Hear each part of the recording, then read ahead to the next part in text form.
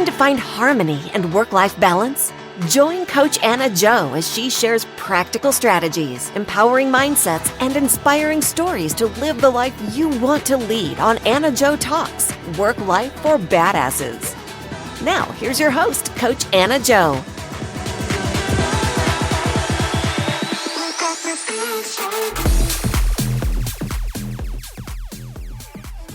Welcome everyone to another episode of AnnaJoTalks, Work Life for Badasses. I'm Coach AnnaJo, and I'm here to challenge the myth of balance and find real harmony in modern life.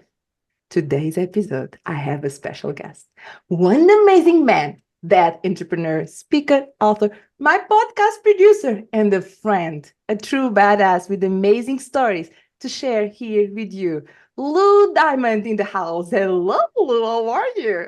Coach AnnaJo, excited to be here. Glad to be on the other side of the microphone with you. I love it. But before we go on, let me share the bio, the real one, for the listeners. Learn more about you, Lou. Is it okay? Absolutely. I want to hear what you come up with.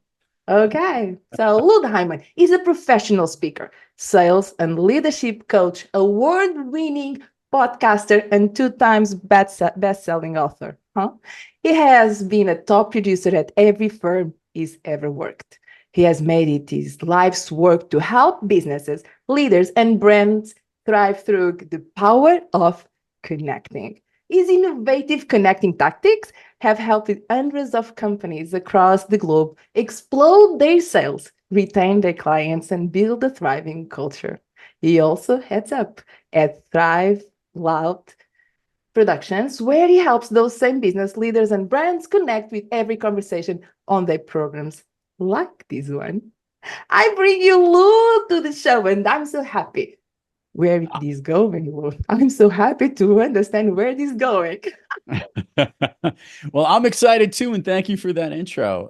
It has been truly a joy to connect and learn all about you over the last several months, and to see what you've been putting forward. And this is a great program you have put out there with some really engaging and, I'd say, thought-provoking content on really, this balance or this harmony that you're trying to achieve with work life, and finding those that are doing something cool as entrepreneurs, or as you like to call them, these badass entrepreneurs.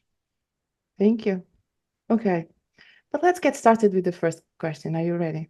I am born ready. Do you know that you are my first male badass guest? Do you know that? I consider myself, the fact that it just happens to be the luck of the draw is the way I look at it. I'm sure there will be many more.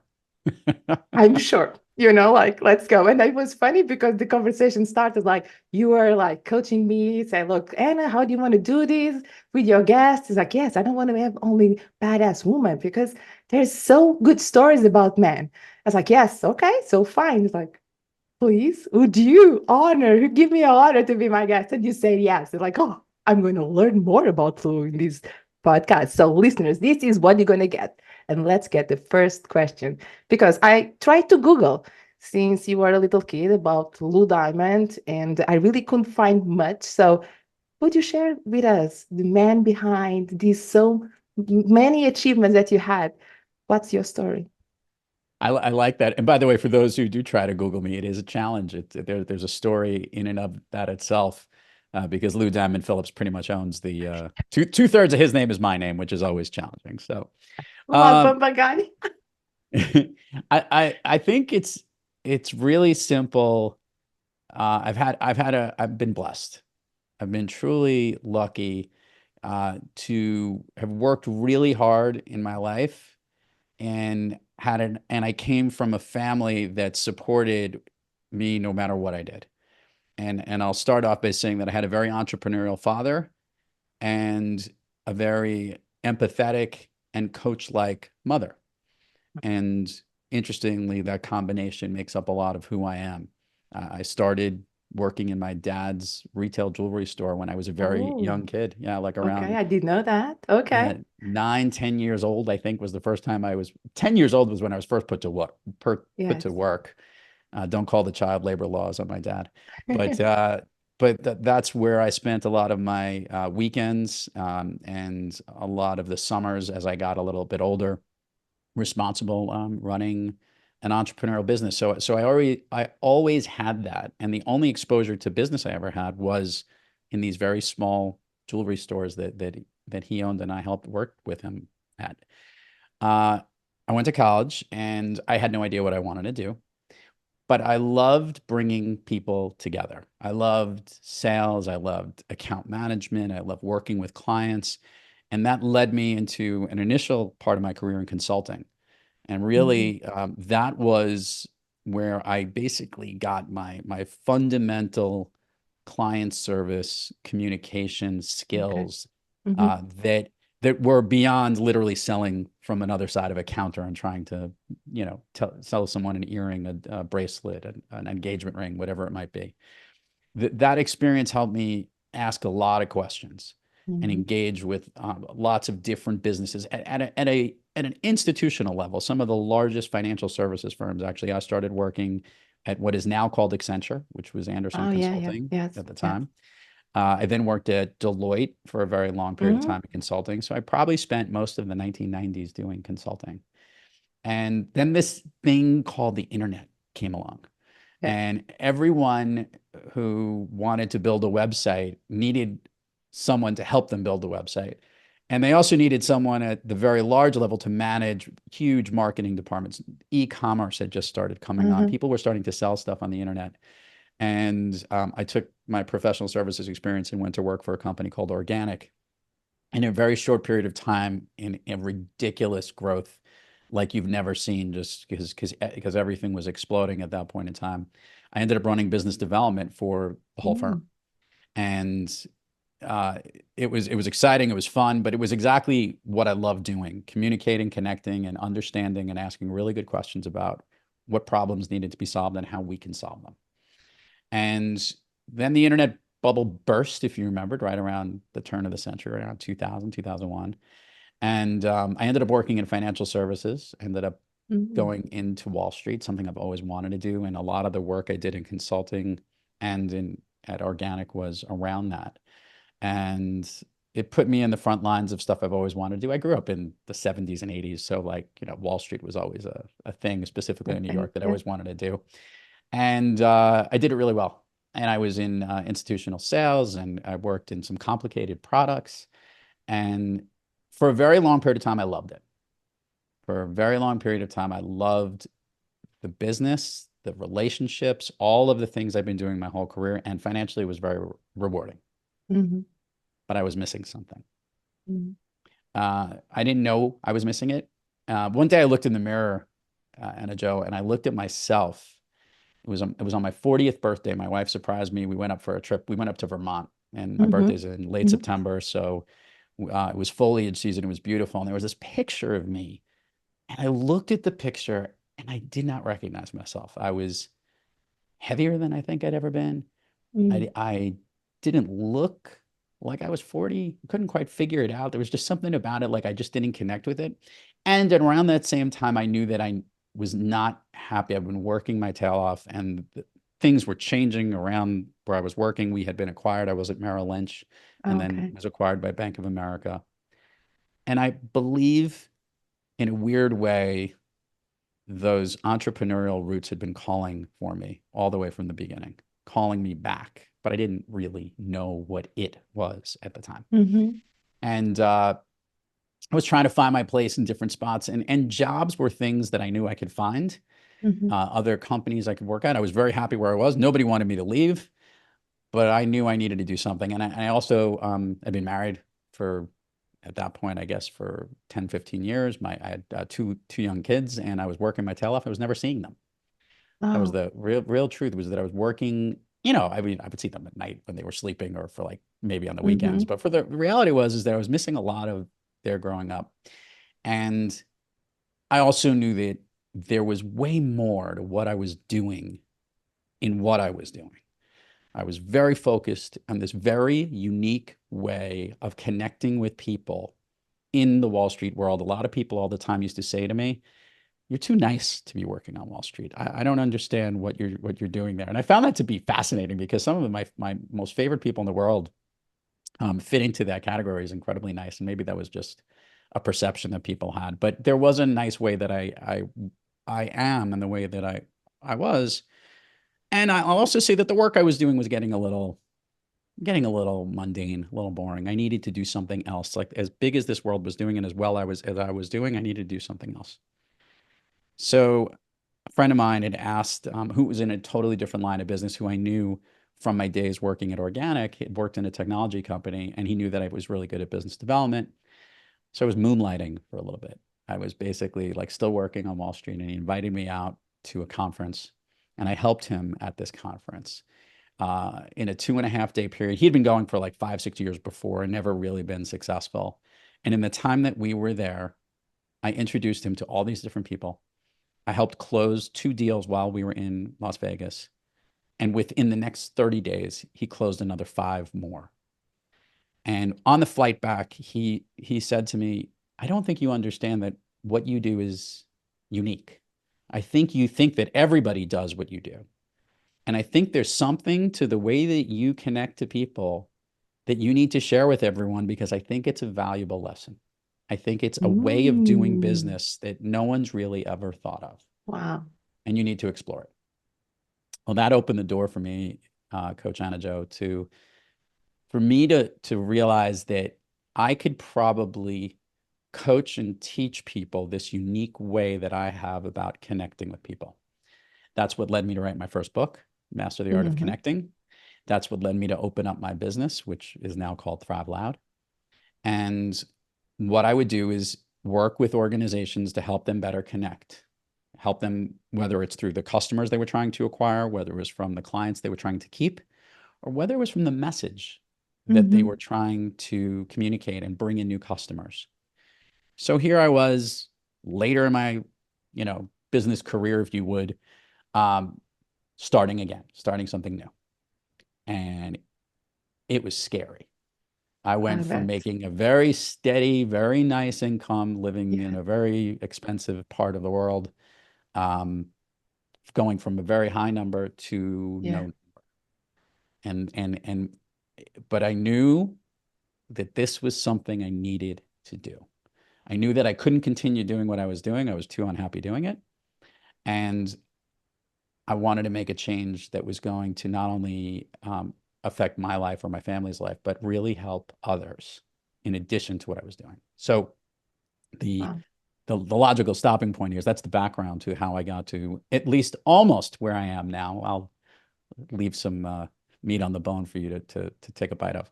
But that's how I got to the entrepreneurial side of leaving the institutional world and starting my own company to help people better connect. Wow. I didn't know those details. Thank you for sharing. Oh my God, that's amazing. And I'm curious, about 2 moments that you share here within your story.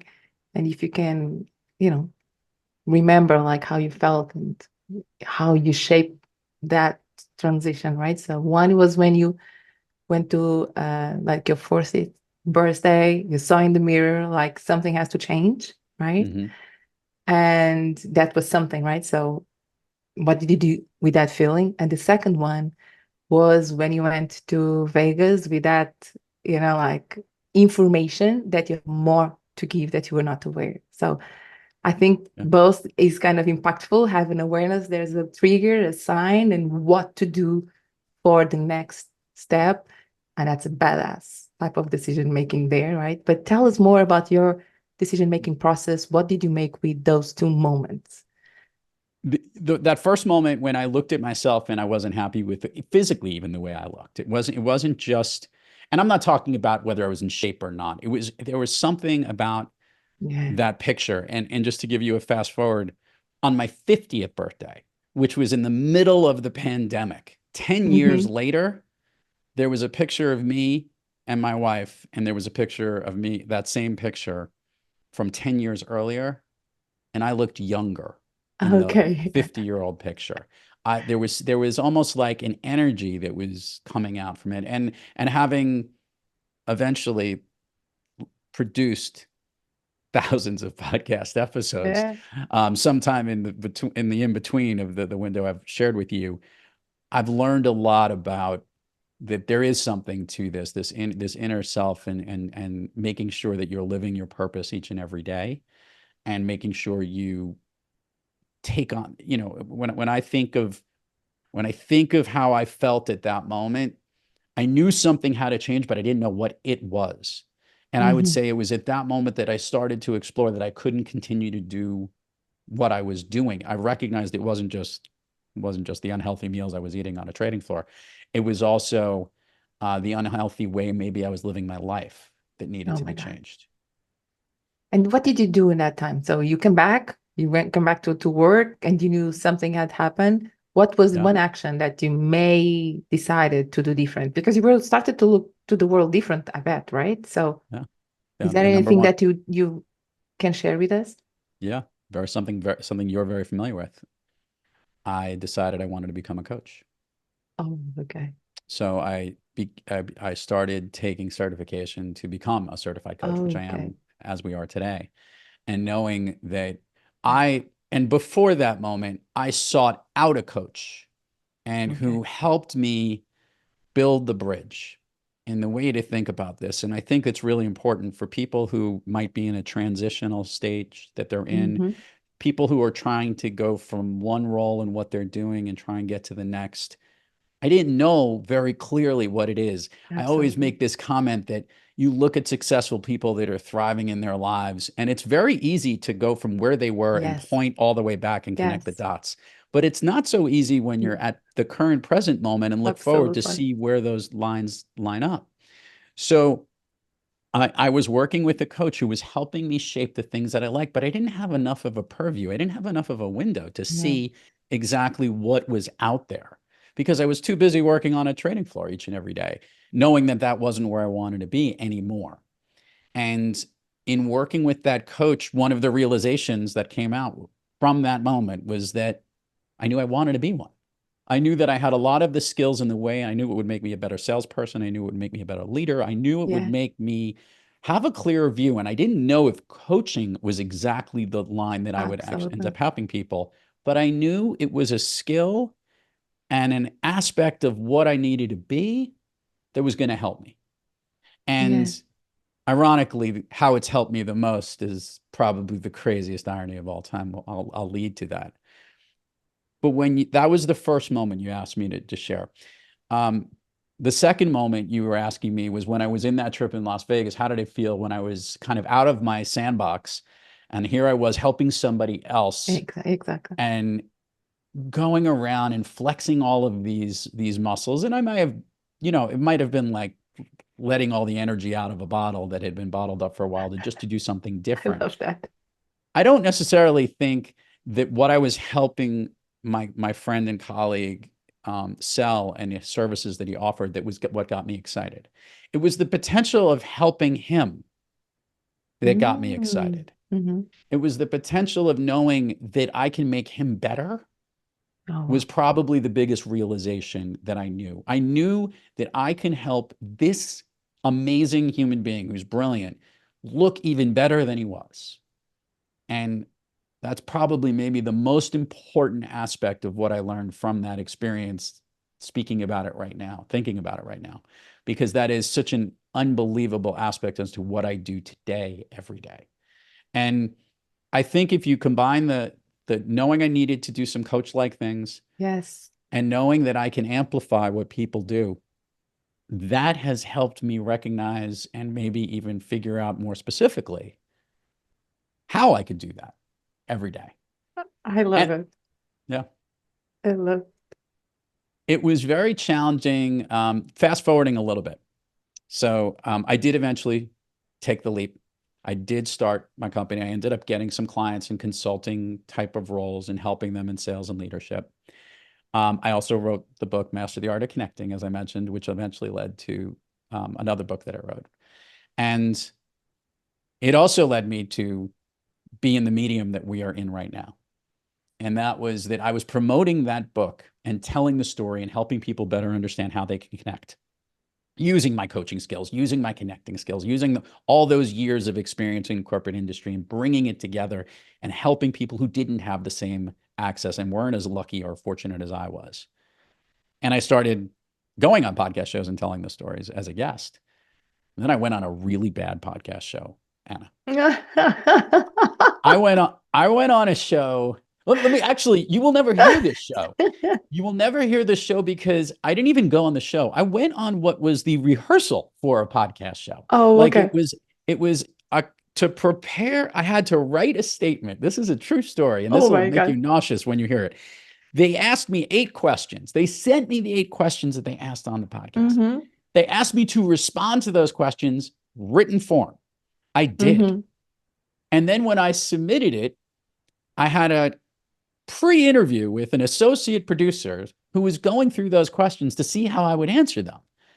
And not only did I not necessarily answer exactly as I wrote it, which is what they were Mm-hmm. looking for, they also, I may have gone off script and they said, no, you have to stick to what you wrote. And I said, that's not the version of who I want on this show. I said, can you do me a favor? Let's cancel the show that you have scheduled because I don't want that to be out there. I mean, because that's just Oh not who my I am. God. So I got off with this person on whatever Zoom or audio call. I can't even remember what medium we were using at the time. Mm-hmm. And I ended up reaching out to somebody who I'd been a guest on their show who was looking to start a podcast production company and wanted to produce my show, the first one of Mm-hmm. his Mm-hmm. shows. And he wanted me to be his beta client. And I said to him, I go, I'm in. And he goes, great. I have no idea what to charge you, which is, by the way, a true story. And we're still very good friends to this day. And that's what launched Thrive Loud with Lou Diamond. It was a show featuring those that are thriving in their lives, their businesses, and their passions. And that show is exactly the opposite of what that other guy's show was about, which I won't throw his show under the bus. Okay. It doesn't exist today. I know that. And it helped me to kind of flex the muscle of how you can connect and connect with some really great people who'd be coming on the show as guests and share really what makes them thrive, because we all want to know what makes people tick and thrive and what makes them unique. So Yes. to be a podcast host was really cool. And here I was being coach-like, asking great questions, Uh-huh. talking I love to that. I love that you.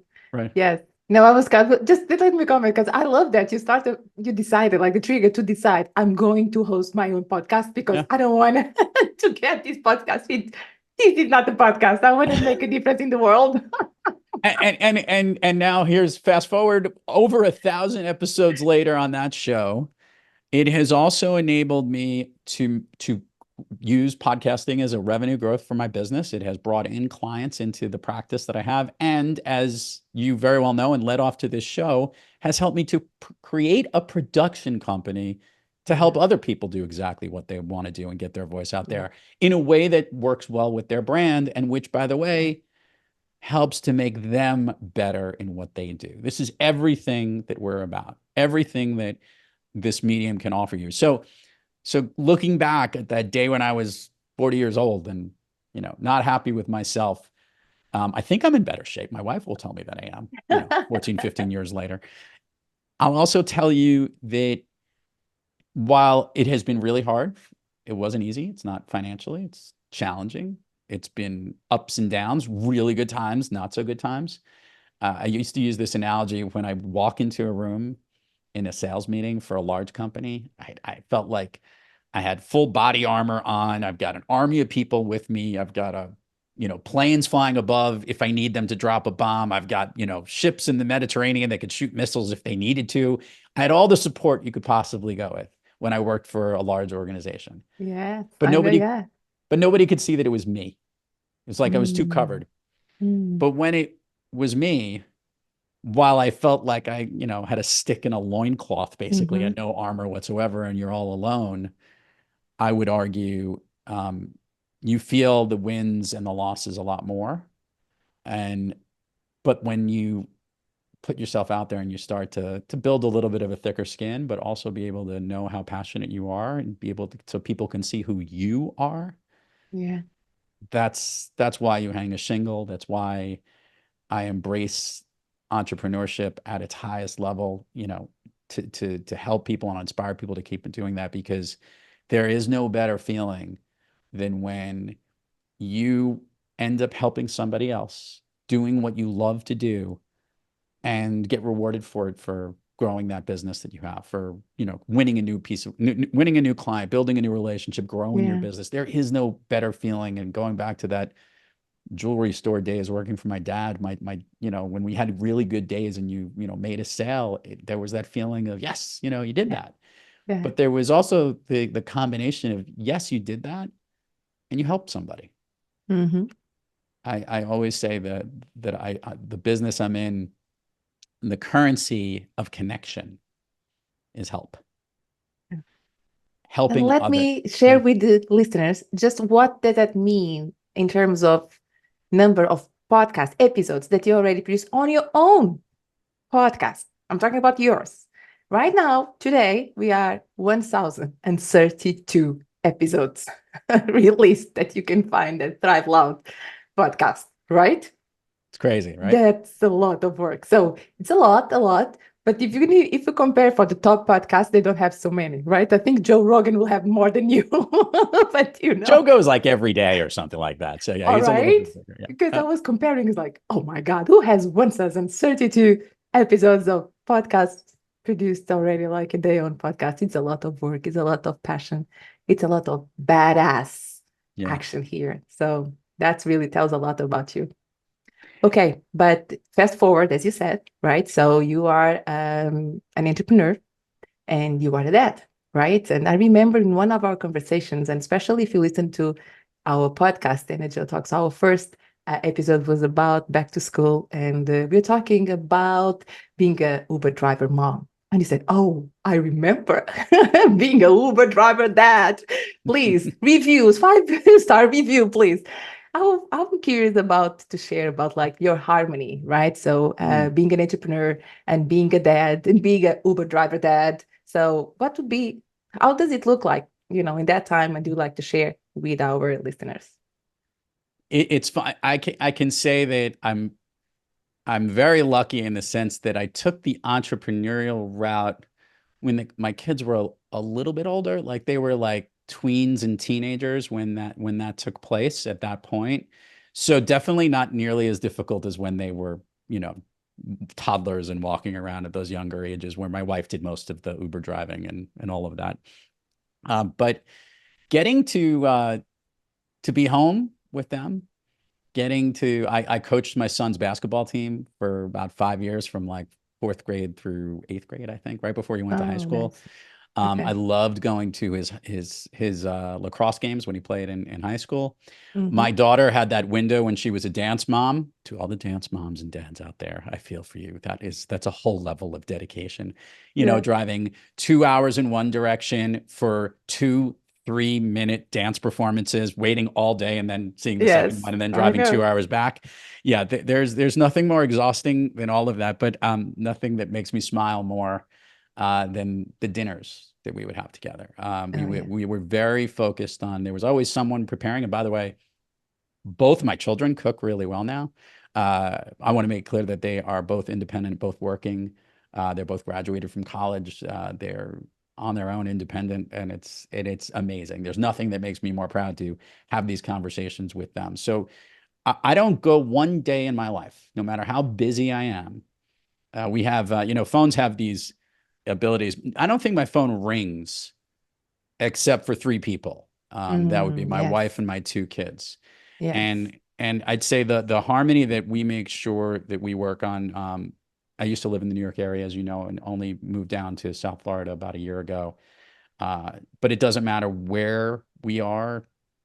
If they call in, I'm always picking up. I might not always be able to talk at that moment, or I'll make sure that I respond to them to make sure I do that, because they're the most important people in my world. So everything I've ever done has been for them, for me, for my wife, for our family, for our one step extended family from that. That's something that is my parents fortunately are still around, as are my in-laws, which are great.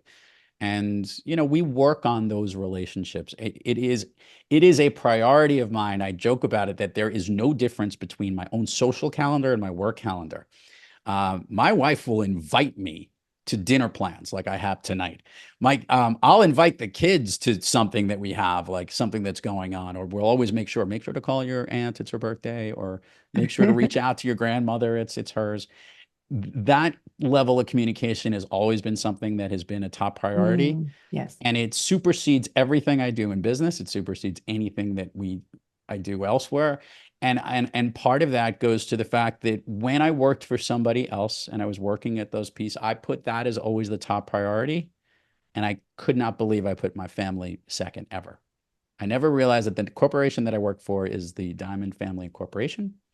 As I like to say, everybody in that family is who I care about. And that's the only thing that matters to me. So my prioritization was always there, but I think part of the way that I looked when I was 40 and how I was feeling and the life that I've been leading up until that point didn't have the most important thing at the top of the list. So all the great work that I do and all the connecting and the stuff that I do to help other people is great. But the reason I'm doing it is so that I can spend the time with my family, spend the time with my wife, have a dinner, cook a dinner, do the important things, go on the trips that we try to, although we don't go as many trips as we do, but that's that. But the ones we do, we appreciate. Stopping the day every day. I know it's really funny. I'll get text messages at all hours of the day from clients, checking in, whatever it is. I know. I do that as well. But there's a cutoff. My favorite joke was when I first, I was working at home way earlier than before COVID and any of that, because that was just the most economically sensible thing. And everything I was able to do, I was able to do virtually. But every day at around 6:30, I'd get a text from my wife that would say, "When are you coming home?" A little bit of a joke. I literally was just downstairs because this was a legitimate message that she would send me or call me when I was working at an office and had to commute home. And it was always really funny that I loved working so much. Probably the hardest thing to do as an entrepreneur, the hardest thing to do as a badass, when you love what you do so much, is to make sure that you stop going all the way down and doing what you're doing and balance out the other things you love doing as well. The reason why you're doing what you're doing. A very, very important thing, a badass thing, is the one who knows how to swing these scales and keep them where they need to be, because you can't be the best work performer you can be if all you're doing is only family stuff. And you can't be the best family person if you're not balancing it out with the work. You need to know when to stop, when to have boundaries, limits, things that will make sure that you can maintain being a badass in both of those places. That, to me, is the hardest thing to do as an entrepreneur, especially when you do what you love. It's easy when you don't love what you're doing. It's really hard when you do. Yes. And it's rewarding, right? I bet that you feel rewarded, like, okay, I go. Yes, of course I go. Right? Yes. That's nice. Okay. I think that's great information here for our listeners to AnnaJoTalks. Work Life for Badasses. Really good. Thank you, Lou. Okay, but I'm very curious about one thing, because I always ask this to my guests. So what's the most badass thing that you've done the past year or so? I'll give something. So this will be really poignant, and your listeners, this is like breaking the fourth wall or the third wall, I guess. Oh, right? Yeah. The most effective, poignant thing was 18 months ago, opening the doors to Thrive Loud Productions.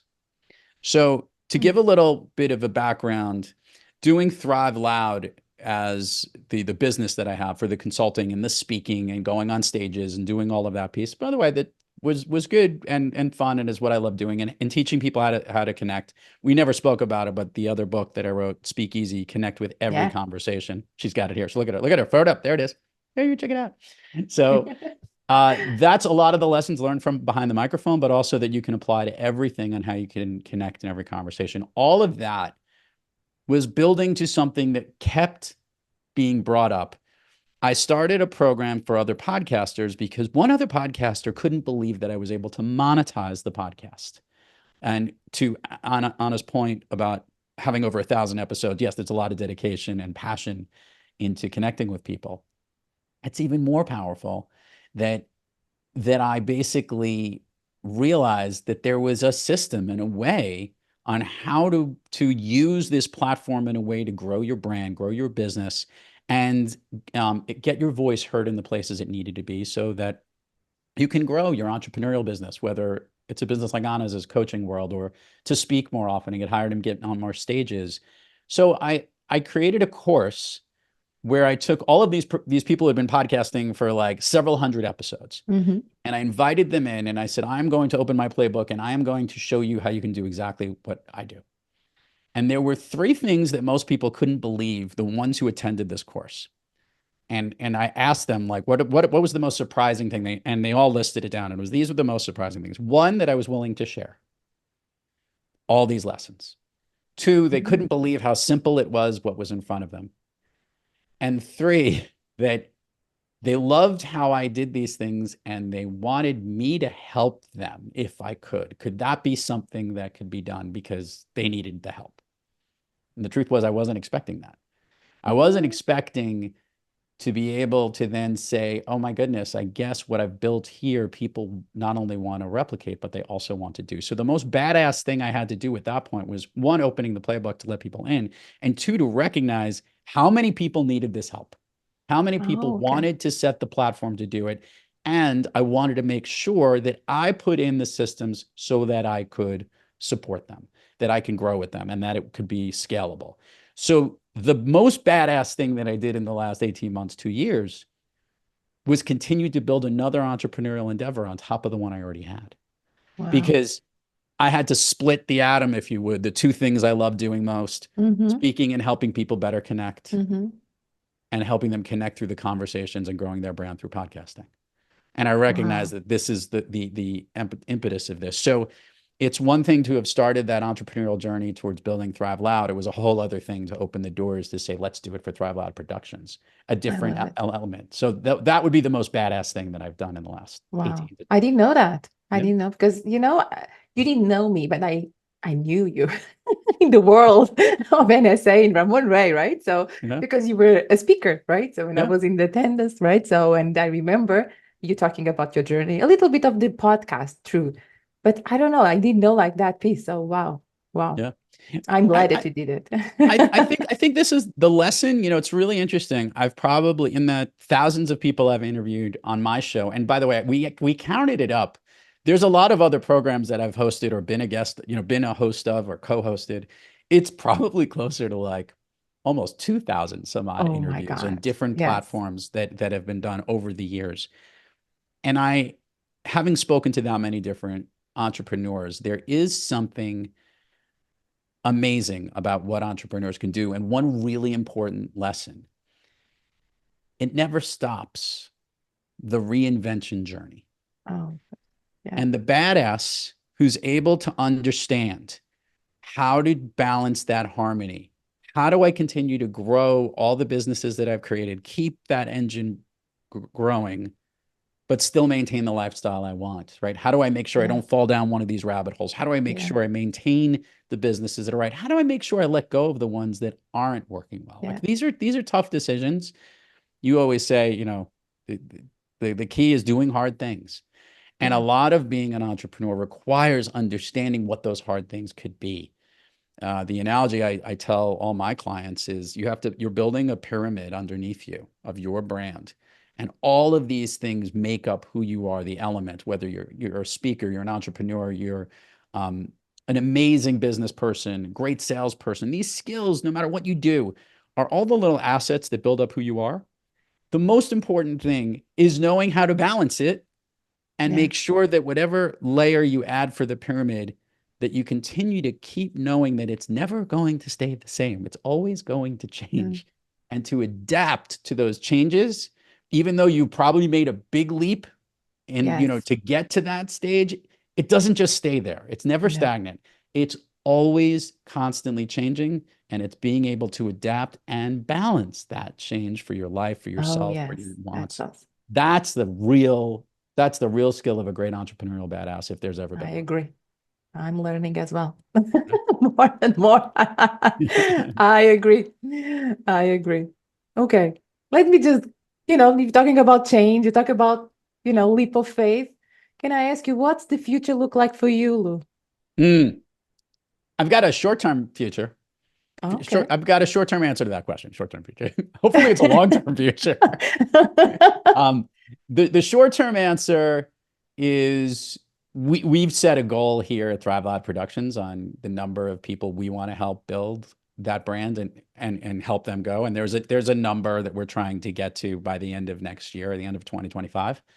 And I think we're on our pace to get there. And hopefully we do, and we can, continue to not only grow that, but the other piece that has been spawning out there is all this expertise in working with great thought leaders.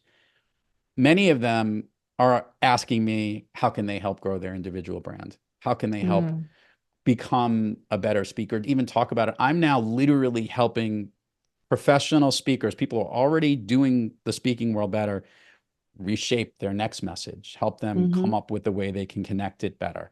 I'm using that connecting skills a lot towards the content, going back to those days when the internet came out, like, how could we make that message connect more? Yeah. What is the way that we can make sure that you continue to grow the business that you built, but also keep thinking differently?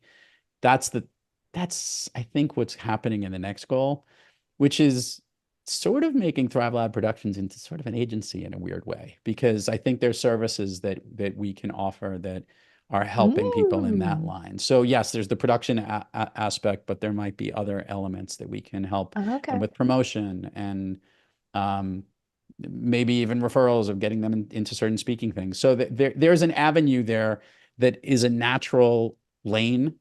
And I think that might be on the way, but we're going to make sure, as long as we can maintain that balance, as long as we can deliver what we want to do and not overwork, and make sure we keep it in that flow, then we're doing the right thing. As long as I keep smiling and I don't look like that picture at 40. I want to look better at 60 than I did at 40. That's my goal. I love it. I love it. Okay, so last question, which is about, like, you are a badass, right? After this time here listening to Lou Diamond in the show of AnnaJoTalks, you can see, but okay. I think our listeners want to hear from you. What would be your advice from badass to badass that you like to give? I'm going to give a very simple piece of advice, something that was given to me from one of my favorite entrepreneurial people, who we'll give a shout out to, because he gave it to me years ago. I don't know how familiar you are with Joe Apfelbaum. Do you know Joe? Do you know Joe? Yes, I do. I do. Yes. Yeah. Joe years ago was obsessed with telling me how much water to drink. And he said how important it was to stay hydrated. And I happen to love water. I want to make that clear. I literally can drink by choice. I would drink 2 liters of water every day because I actually love water. And I have a lot of energy. For those of you who know me, I bring it on my show. I bring it at all the meetings I have. And I do credit a lot of that to water and making yourself stay hydrated. You can get worn down and you can forget to eat. You can forget to sleep. You can maybe even forget to work out and do all of those things. It happens. It does. And I would recommend, in balancing your life, you have to make sure you do all these things. You also have to make sure you go on date nights with your significant other. You got to make sure you call your kids. You got to call your mother. Good piece of advice. Yeah. But I want to make it clear that the one thing that should be consistent throughout all of these things, you should always be drinking water. I tell my wife all the time, you need to be drinking more water. And for so many reasons, it is not only the healthiest thing, but it really does energize me. I agree. I do have 1 cup of coffee. This is the cup of coffee from this morning. I didn't even finish it. You could see, like, this is a nice coffee that has now melted into, I'm not sure what, but it's mostly water. And most of the water, which is down here, I drink throughout the day. So my advice is, if you are going to be an entrepreneur and you want to maintain your badassery, you can do all that well-balanced stuff you need to do, but you cannot forget to have your glass of water. You must drink your water. That's my advice. By the way, I have here one. See, there we go. Drink your water. I love it. It's really important. It's really important. And actually, people forget. Yes. You've been a guest, or you'll be coming up on my show. It's one of the last things I ask before we hit record. I go, do you have a glass of water? Is one of the things that I ask every guest, because I want to make sure that they're hydrated and they're going to be doing more talking than I did. Which is what I All right. Okay. Drink water. All right. Drink so water. all of our listeners, drink water. And I do drink a lot of water. Yes. Almost a gallon a day. Yeah. Almost. Amazing. A little bit less than that. Yeah. Not surprised. Yeah, the energy, right? Okay, not the coffee, it's the water. Okay, see, I agree. I agree. Perhaps he did. All right, so can I do like a rapid fire here? Bring it. I love the rapid Okay. fire. All right, let's go. What is your favorite superhero? Superhero. Ooh. I'm old school. I'm still Superman. I'm a big Superman fan. I've always loved Superman. What is your favorite place?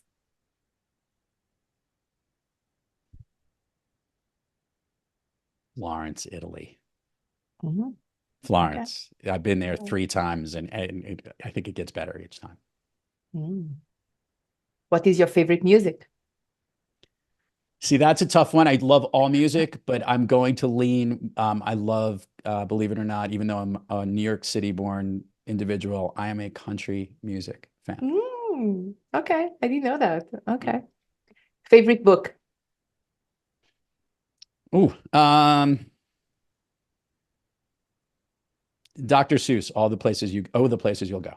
Oh, okay. Favorite dessert?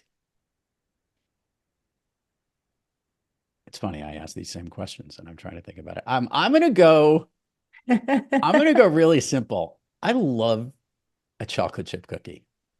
Oh, okay. Just so simple. Chocolate chip cookie would be my favorite. Chocolate chip cookie.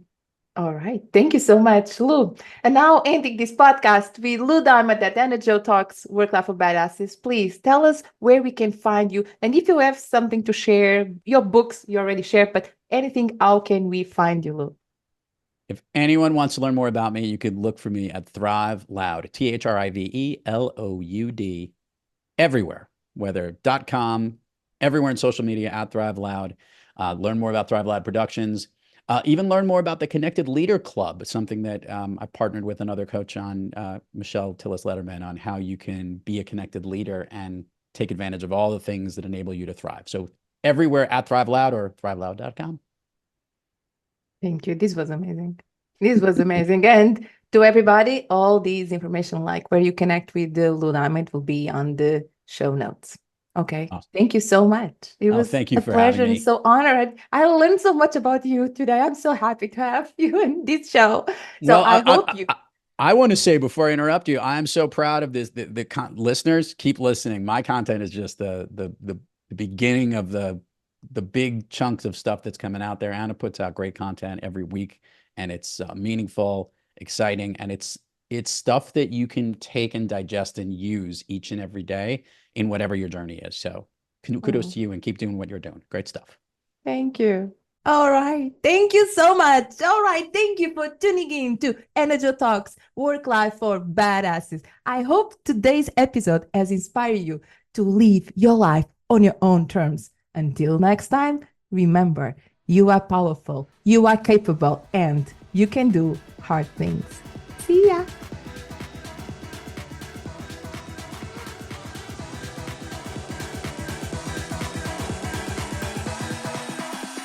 You've been listening to AnnaJo Talks, Work Life for Badasses, with your host, Coach AnnaJo. To learn more about Coach AnnaJo, her blogs, and her coaching programs on how to achieve the work-life harmony you deserve, head on over to AnnaJoTalks.com.